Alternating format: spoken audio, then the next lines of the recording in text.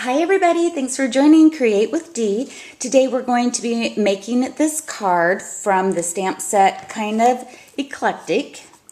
The Sunburst is worth the stamp set alone. You can do so many cool things having that as a spotlight. But what we're going to show today is an idea that I found on Splitco. So thanks for sharing your creativity. And what we're doing is we're going to be masking this border and making this really cute card. So let's get started. My layering piece of cardstock is a piece of Whisper White cardstock cut up 4 by 5 1/4. And I like using my envelope punch board, the corner rounder that comes automatically in it on the back side. And so rounding off all 4 corners. Next is I'm going to take the sentiment that comes with the stamp set.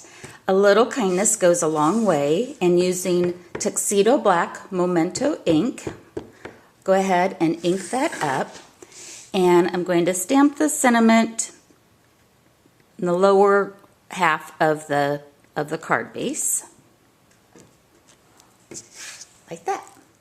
Next, take a ruler or a straight edge, and we're going to make a line on either side of the sentiment that we just stamped. And I like using Project Life by Stampin' Up! Journaling pens. You get 2 in a set, and the size I like is the one that's the 05 size. You get 2 different size, I guess just the ink lines there.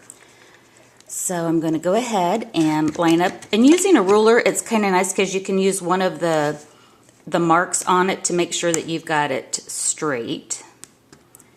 And get it where I want it. And then we'll just go ahead and make a border on the top and the bottom. Just so happens with this ruler, I can just use either side of it, but depending on your sentiment, you could just, adjust it accordingly. Okay, so now we've got our border. Now it's time to do some masking. So this, I like using Post-it pads. When you do this masking, you want to use a very thin paper like a Post-it note. This is a generic Post-it note, so for this, you don't want to use up your super strong ones. And what we want to do is I'm going to go ahead and mask along the edge.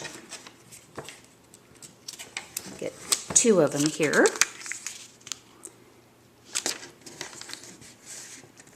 And so we're masking right along the top border. Using the leaf image from the stamp set and Wild Wasabi. I'm going to go ahead and ink up that image and stamp. And I'm stamping across the border there where the mask is. So go ahead and do those 2. And next, I'm going to take this little, circle row that comes in the stamp set and using Coastal Cabana. Take that and we'll kind of go stamping off a little bit. Cute. Kind of looks like a tire track that's on it. And we're going to use Daffodil Delight with the Sunburst, or the highlight or spotlighting image.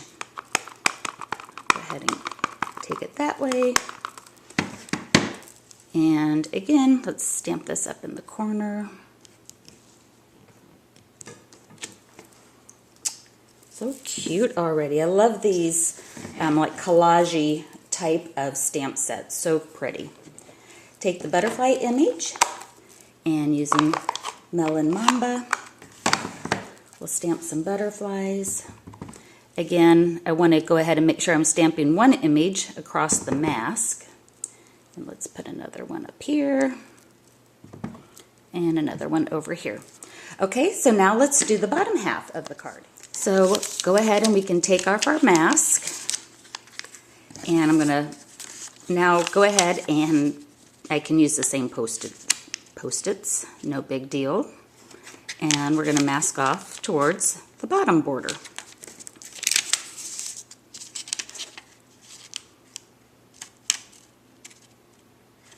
There we go. So kind of, just repeating the process now.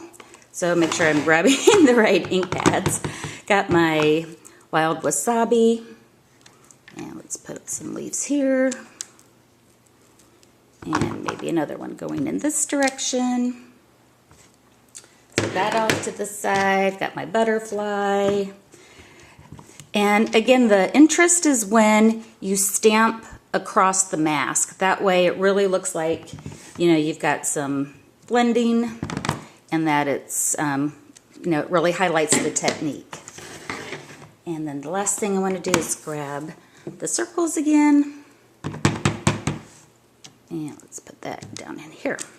Okay, it's reveal time. Let's see what this looks like. Oh my gosh, it's so neat. Love this border technique. So it really, adds so much interest with just a little masking with some Post-it notes. And then if you'd like, what you can do is come back and, so this, well, excuse me for mumbling here for just a second. This could so just be like a one-layer card. It's so cute and pretty and full of interest just with that.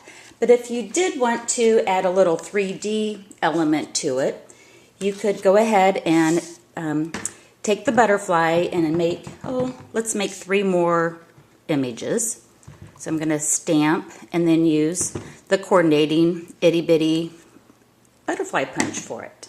So we have our butterfly images, and again taking the coordinating butterfly punch.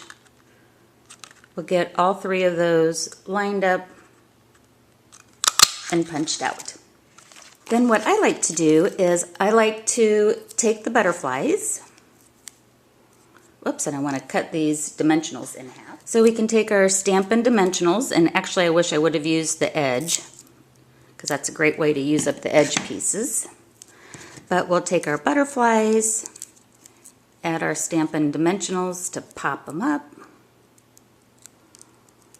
And this is where, like on this butterfly here that we have kind of going over the border, I like to go ahead and use that one there to pop it up over top of it.